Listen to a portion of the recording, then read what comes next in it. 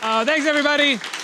Welcome to Build. I'm your host, Ricky Kimler. And you know, in 1978, the great John Carpenter unleashed his horror masterpiece, one of his many horror masterpieces, actually, on audiences. Michael Myers and Laurie Strode were born. After many, many sequels, Jamie Lee Curtis has returned as Laurie Strode, and director David Gordon Green and writer Danny McBride's excellent reimagining and return to Hadenville. Let's take a look at Halloween. Jamie Lee Curtis, everybody! Wow. Wowie, wow, wow.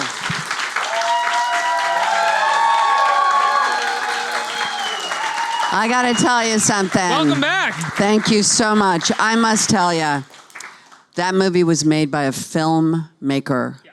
That wasn't a director. That was a filmmaker. And every time I see any of it, I am just jaw-dropped by the talent of David Gordon Green. I am so lucky that he did this movie. It feels like the first time, not knocking anybody that's done a Halloween prior to David, since John Carpenter, we haven't gotten someone who has a cinematic language telling a Halloween story since Carpenter and 1978. We also didn't have a story worth telling. Sorry. That sounds terrible. I'm so sorry. On my stage. Sorry, writers. I'm not throwing you under the proverbial, the bus crashed. I don't think there was a story to tell the way this has a story. This has a story, people.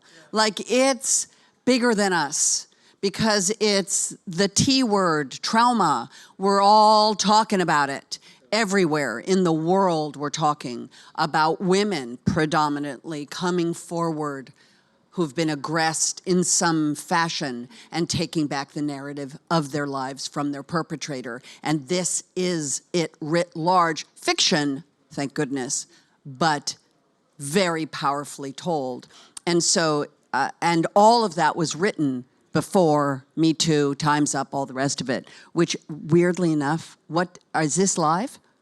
Yeah, we're live, yeah. And you can say whatever you want. No. And what's the date today? October 10th, a year ago, is when Ronan Farrow's article appeared. 1 year, people. That's how much has happened. And this movie was written before that. So it's interesting to me that this movie is showing up when Dr. Ford, a week after Dr. Ford raised her hand and told her truth, a week after that piece of shit Bill Cosby shuffled his way to prison. I am so happy that it was a week later, but this is happening now, all of it, all of this power being taken back. And here we have this movie that allows you to experience all of those feelings in a safe place and watch a really scary, beautifully made movie. And so I'm just really happy about it. No, you know,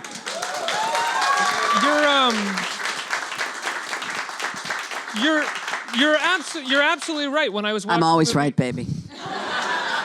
Mommy is always right. When I was watching the film, I was thinking about trauma because that's a lot of what is being talked about in the movie, but I didn't think of how cathartic this movie could potentially be watching it after the last few weeks, after the last year we've kind of had as a culture. Cathartic is for a woman. I mean, most of the time horror movies are thought of as like a boys' club. Right. Even though women are the central characters, they're still thought of from the perspective of men. And while men made this movie, this does very much feel like the women kind of get, you know, it goes a different way for the women stars. Yeah. I didn't want to spoil anything. That's why I paused I mean, there. it's obviously it's a story of 3 generations of trauma. We explore that through women.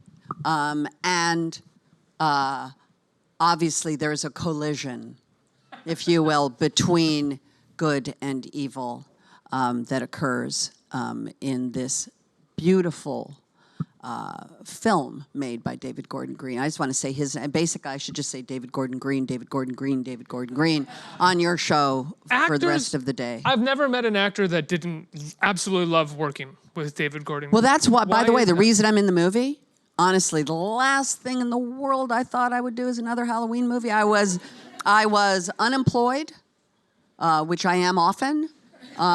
Enjoyably so? Well, look, I'm an actor for hire. I'm unemployed. I mean, that's just the basic gig. If you have a contract for something, I did yogurt commercials that made you poop. But for 7 years, because it was a contract. And it gave me a certain amount of money a year, and I traveled for the company, and I was able to stay home with my kids and be a mom and do the things I wanted to do. As an actor, I am primarily unemployed, except for the moments I've had gigs that had any contract associated with them. And so because of that, I sort of make the joke that I don't work very often. Why am I telling you this? You have to remember, I was in Europe like 2 days ago, and why did I? Because we were talking about why you did the film, why David Green. Yeah. So the last thing I was unemployed. And I was being unemployed and playing golf, which is what some unemployed people do. And I was playing with my husband, and the phone rang. And the phone was from Jake Gyllenhaal, who I've known since he was a young kid, and I've been able to watch him and his sister Maggie become great artists, deep dive artists. And it's been thrilling to be their friend and godmother. And Jake called me and said that he had this incredible experience making the movie Stronger with David Gordon Green, that beautiful movie that they made about Jeff Bauman and the Boston bombing, and talk about trauma. I mean, that's trauma. Ours is fiction. That was real, and they made a beautiful movie, and Jake was extraordinary in his portrayal. And so Jake called and literally said, I had this very creative experience, more so than I've had. And David wants to talk to you about a Halloween movie. And I was like, okay. The last thing I thought I'd do is Halloween movie. Last thing in the world. You know, Jake says I had this very creative experience. Yeah. When normally when someone contacts you for a Halloween movie or something along those lines, is the first thing that you think that this is going to be a creative experience? No. Or is it like this is going to be hitting the marks, hitting the beats and getting out of there? No, I would lie to you if somebody had called me for a Halloween movie. I would have thought it was about money. I mean, it would have been some way to make money, and they would have had to pay me money. I got paid scale to work with For David. this? $14,000 Wow. total since a year ago, January or whatever. So what was it about, not just David, but what was it about his and Danny McBride's approach to the material that drew you in? So we were talking about it for a second backstage. I know you're going to think it was because you've seen the movie. Well, you haven't. I'm sorry. It's really intense and fantastic, but you have. Yeah. So the movie opens, we were talking about in that insane asylum that you've seen in the trailer, the checkerboard floor and that intense sequence. But that's not how the movie opened, or the script I read. The script I read had Allison, my granddaughter, who was a high school runner, running in the morning before school through Haddonfield. And my memory of it, because this was a while ago, this was over a year ago that I'd read it, she's running through Haddonfield almost by a welcome to Haddonfield sign. Do you know what I mean? Population, whatever the population is. Tree-lined streets, every town USA. Beautiful girl, strong, she's an athlete. Andy Matichik, the actress who plays my granddaughter, and Judy Greer, they look so much like my family. They're both amazing in the movie. It was great working with them. But Andy, Judy Greer was like incredible casting to be your daughter. Yeah. And Andy is running through Haddonfield, the opening credits, you know, blah, blah, blah. And then she ends up going home. She runs upstairs. And in her bedroom, she opened a louvered hanging closet door, and she pulled a bare bulb light to illuminate her clothes. And in that instant, I went, oh, that's gorgeous. We're back in the closet. 40 years later, but it's my granddaughter. And I just thought that was poetry. And I honestly would have called him after reading page 5 and said, yeah, I'm done, let's do it.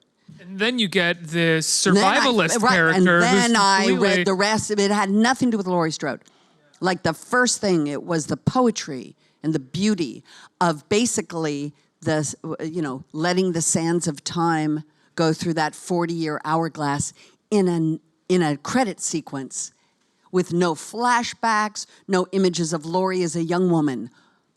Andy Matichik running through Haddonfield, ending, pulling that bulb, moving that louvered closet door, and just establishing the territory that we were in.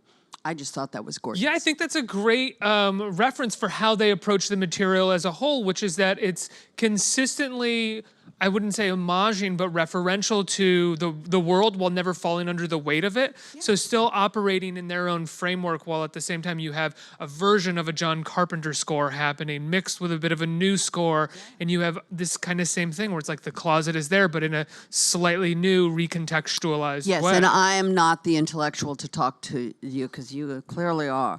It's a saying, uniform. Like, I wish David was sitting here right now because David would articulate all of that with you. You guys would throw this back and forth like two guys used to throw the ball like baseball, when you're 8 and you play ball and you just, as my husband says, have a catch. And it's just throwing the ball back and forth like you guys would be like deep diving together. It'd be two nerds going, and then you did Texas Chainsaw exactly. too. But I mean, I'm not a nerd in that way. I don't have a deep historical background to the whole thing. I just know my experience. I'm experiential. But you got it right there from the beginning of that But script. I'm saying the poetry, the beauty of my granddaughter in the closet let me know we were going to be back in that frickin' closet again at some point, and that the experiences of Laurie Strode's life had been passed through a child. I didn't even know at that time that Karen had been taken from Laurie. I didn't know that. I just knew that was my granddaughter and she was in a closet, and it scared me. Yeah. Like when she turned on the light went on in my head. Shit, she's gonna be in danger. That's my granddaughter. Like right away I felt empathy, care, concern, protection, all of the feelings that we have as human beings for someone in our family. That's how I felt. And then what did you think when you got to the part where your character was introduced as this woman who is a survivalist, who's sort of been through her own pain, has a bit of possibly has a drinking problem and has had one and has trouble relating and connecting to people due to the trauma that she faced 40 years ago? Well, you just described trauma right there, literally. It seemed like the first time in this series, at least, that the writers actually confronted the actions that had taken place within the horror movie, which we never get in horror movies. Well, but that's why, okay, I'm telling you, can we just call David Gordon Green and just like have him like FaceTime in? Because the two of them, I would actually probably tell you to go get a room because you guys would be like, because that's exactly right. We haven't seen a movie about what we hear a lot about it. We have the experience of watching people in these movies, but we actually don't know what actually happens the next day. My conversation with David was when I showed up was, I think I know what happened to Laurie Strode on November 1st, 1978. She went back to school. But the day before, she was smart, sweet, innocent, romantic, was teased easily by her friends. She sang a song of wishing for love and connection. I wish I had you all alone, just the two of us. I would hold you close to me, so close to me. It's very romantic. And the next day, she went back to school with her arm with a bandage on it and her best friend's dead. And she walked down the hall of school because her parents were like, honey, you're okay. Go back to school.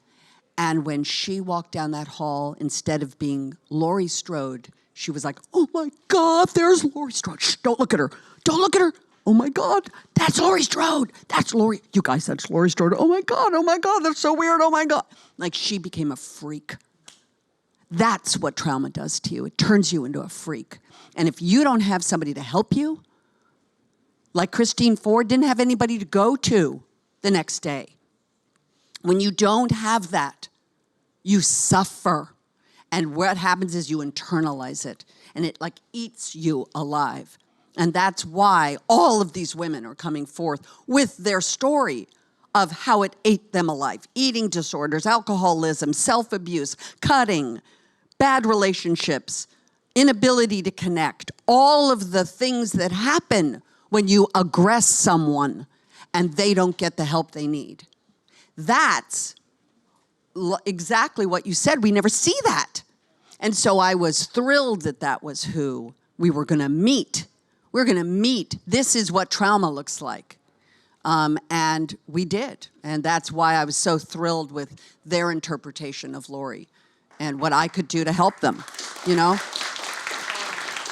And by the way, you know, she's not a survivalist for an ice storm. No, of course you not. You know what I mean? Yeah. Like, she's not a survivalist for hurricanes or anything. She's a survivalist for Michael Myers, and that is the only person she is thinking about every day, to the detriment of everything in her life. Every relationship, every drunk banging into somebody, literally ending up with a child, all of it. Like, all of it is one purpose, singular of purpose. And that's who you see in the trailer, that whole thing of, I've been waiting for him to escape. Why? So I can kill him. You know, you said that we're talking a lot about trauma, and we're talking about Christine Blasey Ford, and I'm just curious what you think if the last 2 years we've all been kind of experiencing a fair amount of trauma and an aggressor in this country, because you're talking about trauma and the way that it affects us, and I feel like so many of us just on a daily basis feel like we're being aggressed against. Well, we are. We are being aggressed against, and that's how democracy works, and we have a job to do. So we can make our singular of purpose one thing and one thing only. And so I don't want to chastise or proselytize here until you find people, and all you find people out there in the dark, what to do. But if you haven't done something today to change this, it's not going to change. It's not going to change. Like, our job is to do something. That's how it works. Democracy works. So one side wins, one side loses. It's happened all the way from the beginning of how this was founded. It is an active process. And yes, I think many people who disagree with the current administration, who wanted, well, I understand, we can all raise, and by the way, raising your hand in protest is why we live in America, because you're allowed to raise your hand right now in front of people and go, me too, I feel that way. But if we don't back it up with some action, with either giving some money to a candidate, there are some races around this country that are very exciting.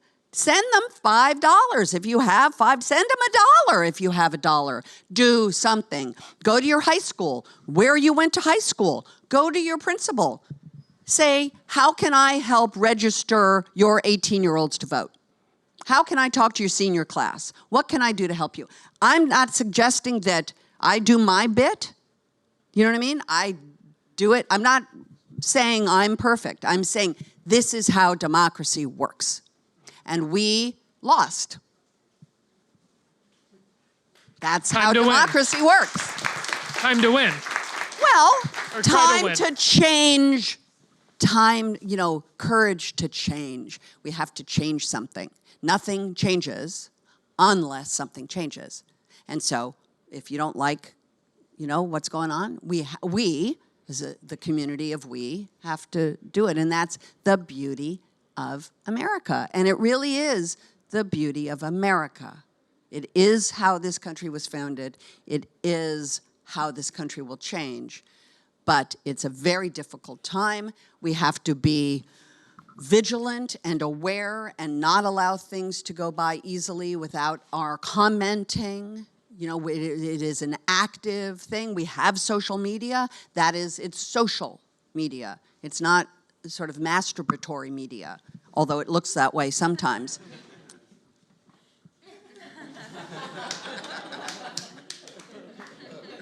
Oh, come on, you take selfies every now and then. I wrote a book about taking selfies for children. My new book for children, which is available today, the subtitle is A Cautionary Tale. And the book is called Me, My Selfie, and I. What made you want to write that? I write books for children. I wrote it because somebody gave me a selfie stick and I started to squeal with thrill. I was so excited by it. And obviously, I am a human being in the world, and there is an obsession with ourselves. We are obsessed. Every young person I know stares at that phone all day long. Old people, that's how we get our news. You know, we all will go, oh, yeah, but you know what? This isn't news. This is shopping. You know what I mean? It's just, we're obsessed. We're just obsessed with ourselves. And says a woman sitting on a stage with a microphone and cameras on her. You know? I mean, it's true. ironic. This ends up trivializing everything we read. It's just another piece of content that we absorb. But we have to change the things we can, and as parents, we have to change it. We have to. If not, you're going to have you probably do have 5-year-olds sitting there like this. You know, it's really going to implode on us, and it's going to be a big problem. And then you'll have a revolution about it. And then, so there are ways to circumnavigate it. It's a good tool. It can be incredibly helpful. And then there's times for it to be unplugged. There's a lot of new places in Los Angeles, because of course everything sort of progressive starts in LA, called Unplugged. I'm sure you maybe have them in the city. Is there such a thing in New York City? No, sorry. Don't hate me. It's a place where you go and you unplug. You literally unplug your device. You actually can go in and sit and just be in meditation. You can just sit quietly. You can think. You can just be in a place without a device plugged. You know, it's unplugging. So this is a bigger conversation, but it's a concern of mine. And writing books for children is a way to communicate that idea to parents. And so, because parents have to read those books to children often. Because parents are the teacher. Yeah. Period. That we all hand them off to these schools and teachers saying, educate our kids. We are the teacher. If you're a mom and you look in the mirror and just go, oh my God, I'm such a fat pig, don't be surprised when your 13-year-old daughter looks in the mirror and goes, oh my God, I'm such a fat pig. It's just what they've learned. If you, and I'm sober, 20 years coming up, hopefully, touch some wood. Is this wood? No, but wait.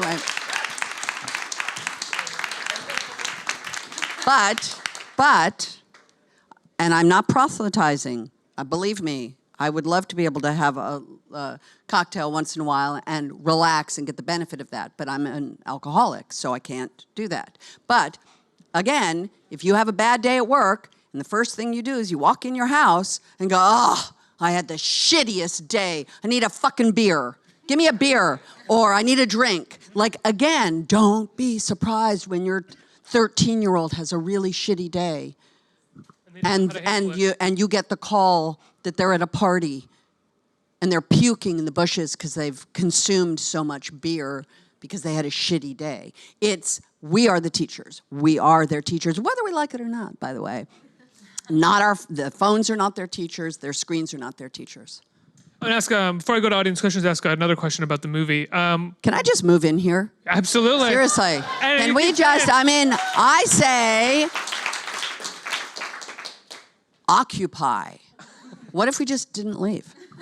Well, I'm not like, do you have a change of clothes or anything? I mean, I have a half a bottle. We could pool our stuff. I have like a half bottle of water and maybe 4 Mentos in my purse. And then, maybe somebody has some crackers. We could just share it all. You keep saying that you're not proselytizing. If you are proselytizing, I like it.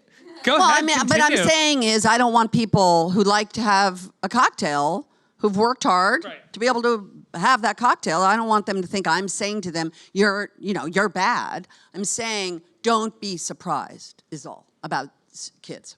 What did you think when you saw this new Halloween, when you saw it for the first time, and how did it relate to the first time you saw the original Halloween when you were, how old were you in the first? I was 19 years old. I probably turned 20 that November. So it came out October 78, and I turned 20 November 22nd. So I don't remember seeing it. I will tell you this. John Carpenter said, I want her to be vulnerable. And to be honest, at 19, I don't think I could spell vulnerable. I don't think I knew what it meant. I just kind of looked at him and was like, okay, yeah, me too. But I really don't think I knew really what it meant. I knew what the character was, and I could identify and all that. And then I saw the movie in Hollywood on a Saturday night, 10 o'clock screening, and the place was packed. And we're watching the movie, and it works so great, and people were definitely scared. And then when Laurie leaves the house, the kids are asleep.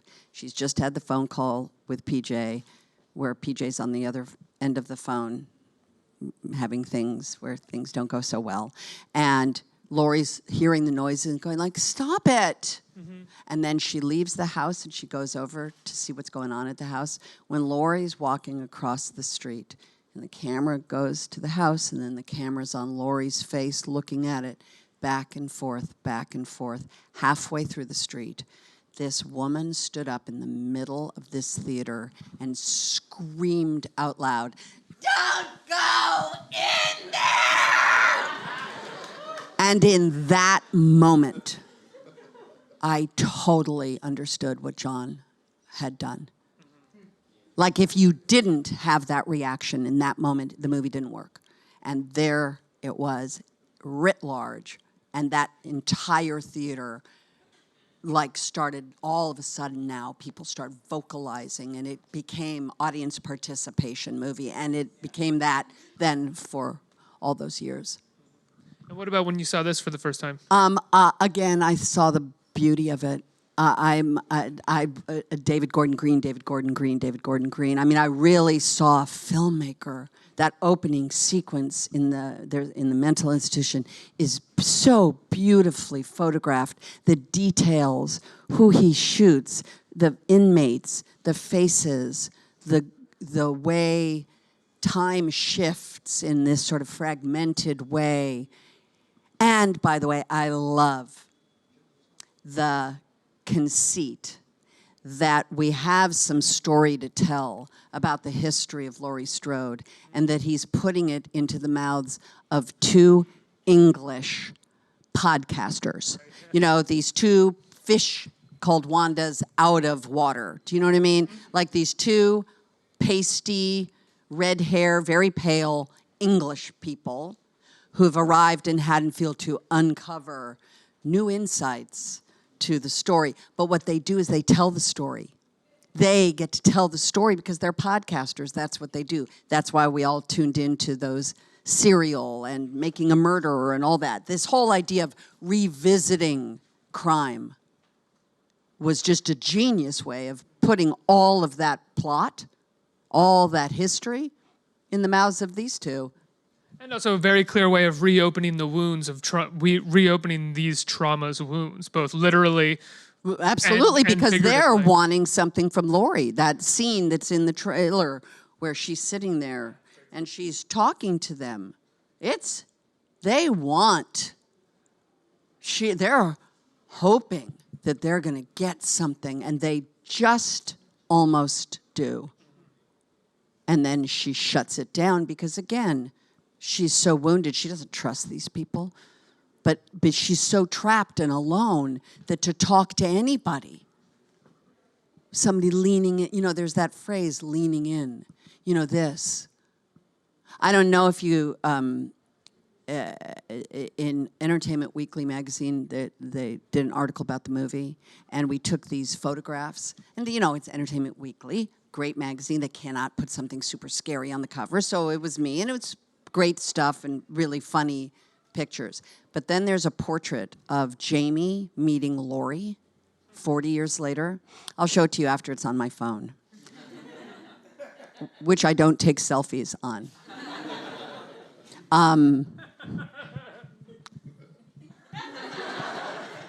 And Art Streiber and Michelle Romero, the photo editor and the photographer, were showing me, like, we're going to do a picture like this, and we're going to do a picture like this. And it was Face Off, from the sort of John Travolta thing. Two faces facing each other. And I looked at it, I said, oh, that's going to be beautiful. That'll be really beautiful. I said, but the truth of the matter is, I would go like this. And then I would go like this. No, because I would do to Laurie what she didn't get. I would touch her and kiss her and say, it's gonna be okay. You're safe. And no one did that for her. And that's, how did I even get there? How did I get there? Back it up, flip it, reverse it, come on. Say again? Yeah, I know, but why did I go to that picture? We were talking about what you thought when you saw this movie for the first time. Oh, we were talking about the podcasters and then pulling the trauma out. Right, so that, like that, there you go. I feel good about that. I feel good about that. Come on, but To be fair, I was enjoying wherever we went. but that's what she never got. You see, there weren't those people, and here these fake journalists are trying. They're not really interested in helping Laurie Strode. They want a scoop, and then they want to take that scoop and then make money off it. And for a second, she believes them, and you see this longing for her to talk about it. To be understood. To be understood, to have somebody put their hand on her face and kiss her on her forehead and say, Laurie, it's going to be okay. You are going to be safe, baby. And in that second, she stops, and then you get to watch clank, dun, the door shut in their faces of her emotions. And that was very powerful. You know, you came back as Laurie Strode both in the first sequel and then in H2O. But do you feel like this is the first time where you feel a kind of ownership of the character? No. Because H2O, you know, and by the way, I'm going to say something I said last night, but it was not filmed. So this will be filmed. So those, you know, the few people who were in the audience will go, wow, she's telling the same story. But the truth of the matter is we work this shit out as we're saying it. Like, I didn't come here with any canned ideas. Like, we'd never met. I didn't know what this is. I didn't know how the conversation would go. No, I'm being honest. What we figured out last night, first time I've ever said these words out loud, when you're aggressed in a violent way, you have three choices. You die, you run, or you live with it until you can't live with it another moment, and then you take it back. And H2O was about a woman on the run. She changed her name. She just ran. She wasn't Laurie Strode anymore. She had a new name. She had a child. She was living her life, being a person at a school, and he came back. But that was that choice. And in the running, there was alcohol and drugs, and there was still trauma, but it was running from it. And then there's a moment at the end of the movie where she does try to face it. This movie is about the trauma. This is feeling it. This is actually seeing it in process.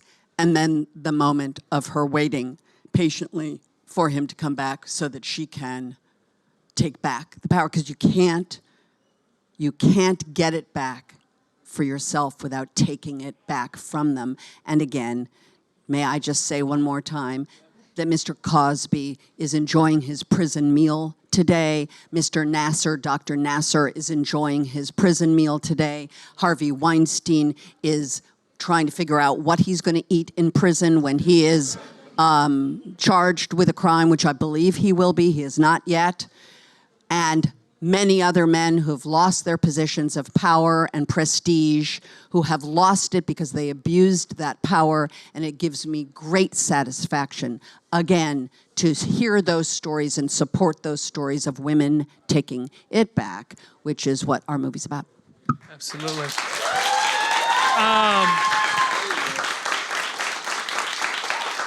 So, just so you know, the photographers outside have all been told I'm going to another engagement when I leave here. I had the person from, because if there's a camera here, you can see them. They're all just standing there like this.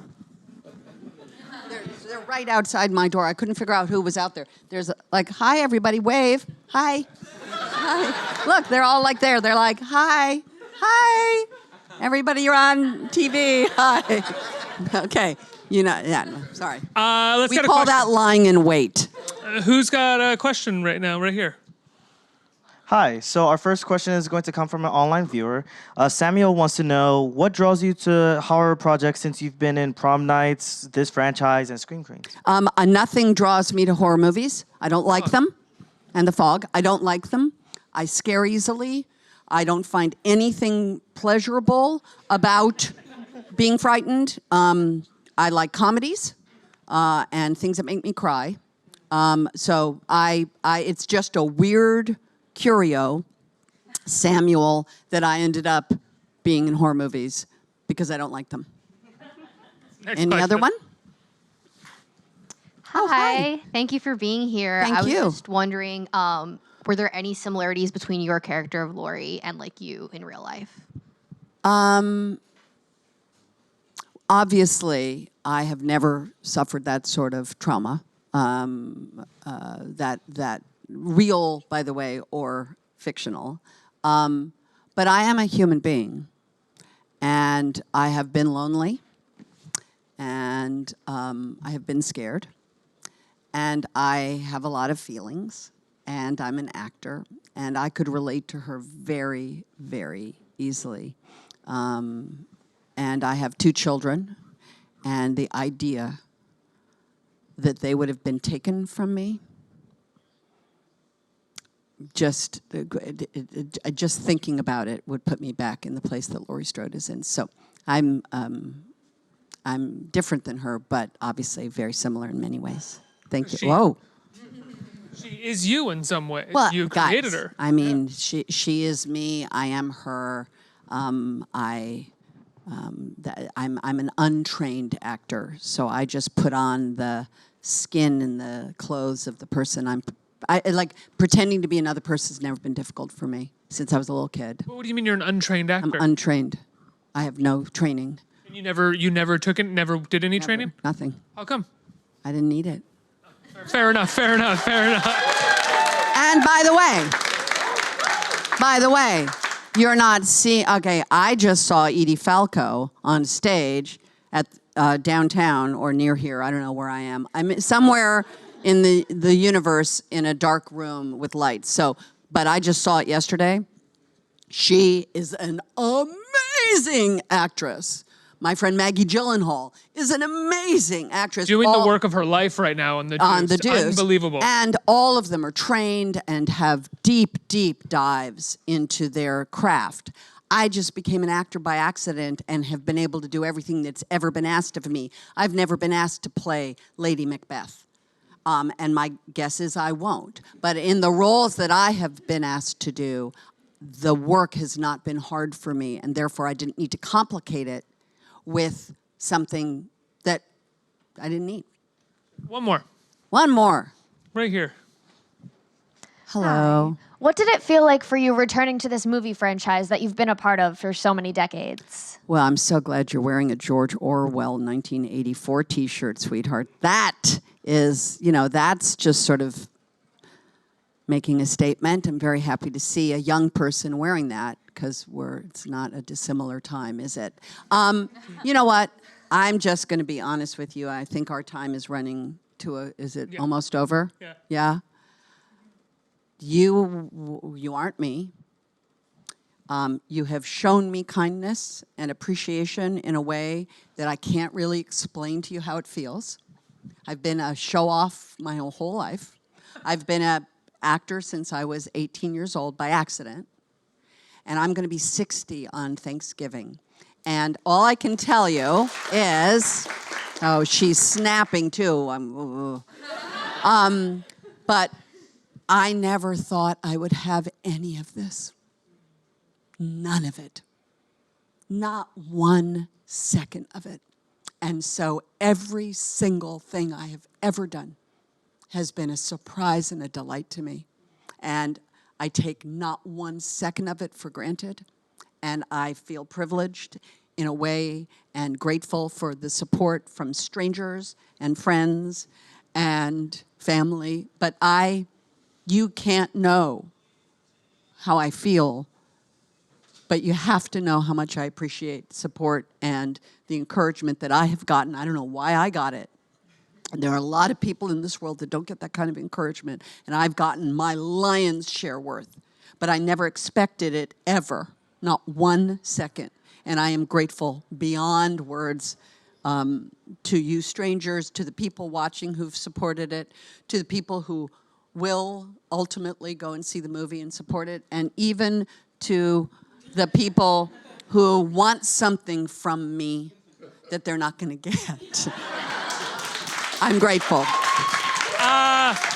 Everybody, Halloween comes out next Friday. Go see it and give a big round of applause for the great Jamie Lee Curtis.